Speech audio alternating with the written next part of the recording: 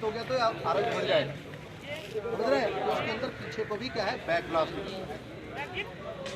पीछे ये देख रहे हैं आप, ये इसका वेंचुरी है, यहाँ से बैक ग्लास और आगे इसका प्रोजेक्ट, ठीक है, समझ रहे हैं आप।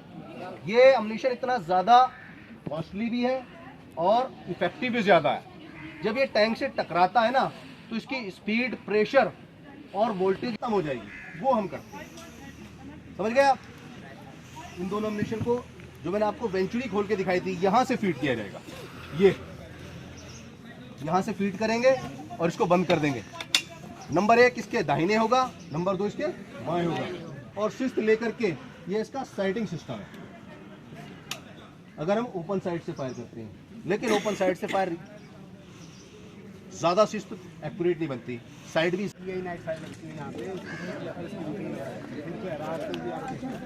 जैसे पुराने टाइम में ब्लैक एंड व्हाइट टीवी होता था, ठीक है, वैसा दिखाई देगा, सब कुछ बिल्कुल क्लियर दिखाई देगा, बस दिखाई कैसे देगा, ब्लैक एंड व्हाइट।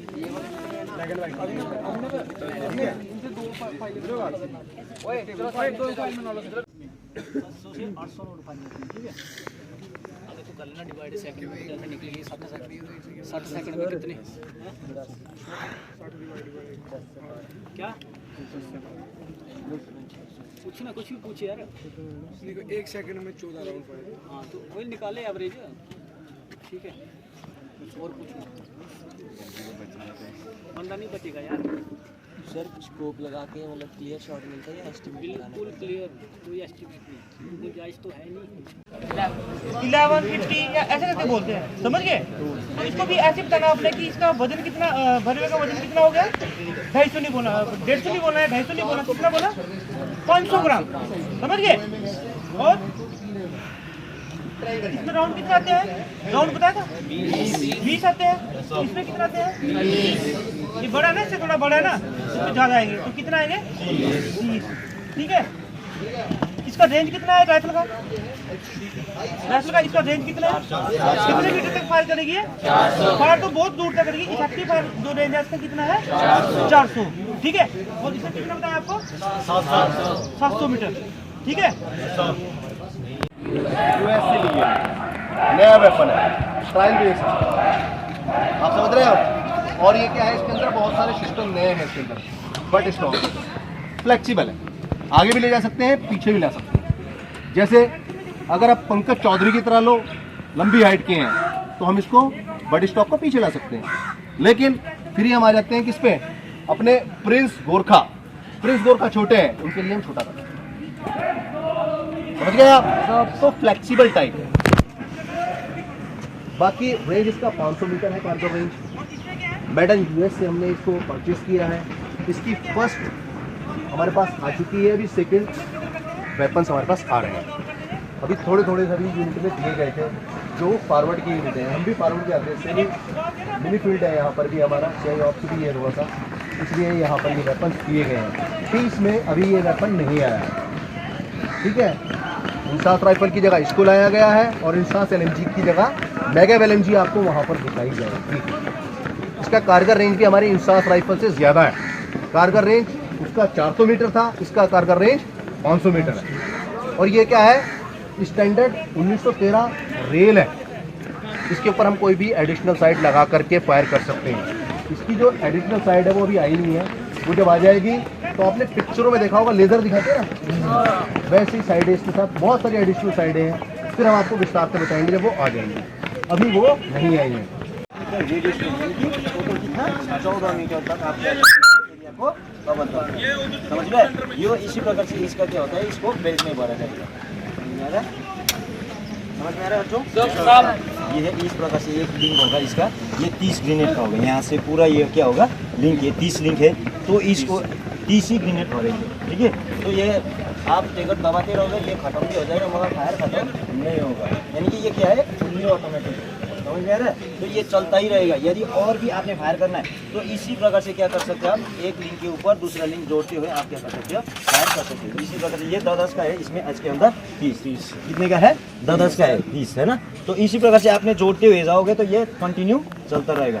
मगर इसके बैरल के क्या है, इसके लाइफ को बरकरार रखने के लिए, सर्विसेबल हालत में रखने के लिए हम जब 180 ग्रेनेड फायर करेंगे कंटिन्यू, बिना कोई गैप देखे, बिना कोई वफा देखे फायर करेंगे, लगातार आप ट्रिगर को बनाए रखोगे ना, तो इसमें कितना 180 राउंड या ग्रेनेड फायर करोगे। 180 ग्रेनेड फायर करने के बाद आपको क्या करना पड़ेगा, थोड़ा सा ठंडा करना, समझ में आ रहा है? तो थोड़ा सा ठंडा करने का ये क्या है, ऑटोमेटिक एयर कूल्ड भी है, समझ में आ रहा है? तो ये हवा से ऑटोमेटिक ठंडा हो जाएगा।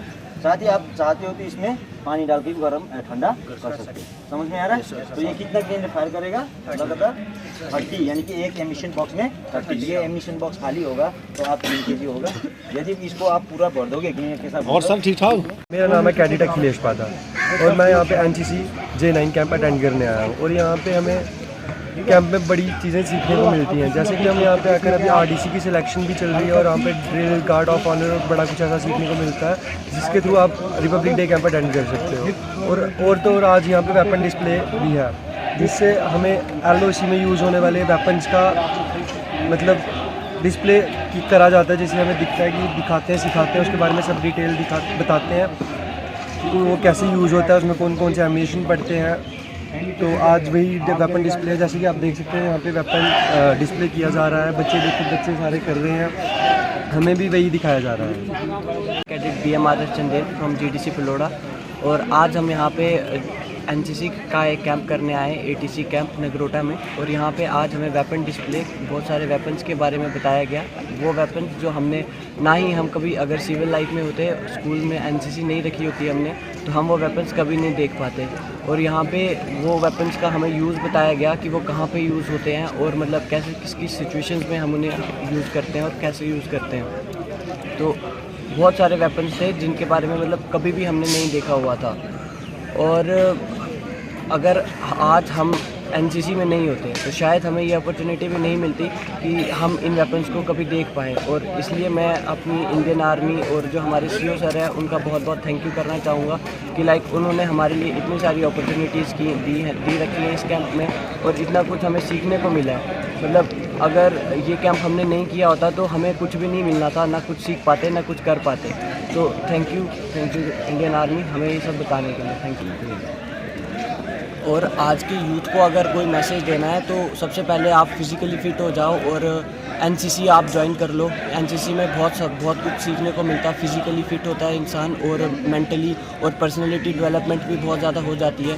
और जो यूथ नशे वगैरह की तरफ जा रहा है तो NCC में मतलब हर एक चीज़ सिखाता है। सबसे पहले फ़िज़िकल के बारे में बताएंगे और क्लासेस होंगी जिसमें आपको पर्सनैलिटी डेवलपमेंट और मतलब जो हमारे इंस्ट्रक्टर्स हैं वो एक मतलब उनके अंदर वो इंटेंशन दिखती है कि वो चाहते हैं कि हम कुछ सीखें, और वो हमेशा हमें राइट पाथ की तरफ ही मतलब बताएंगे कि हाँ ये सही है, ये गलत है।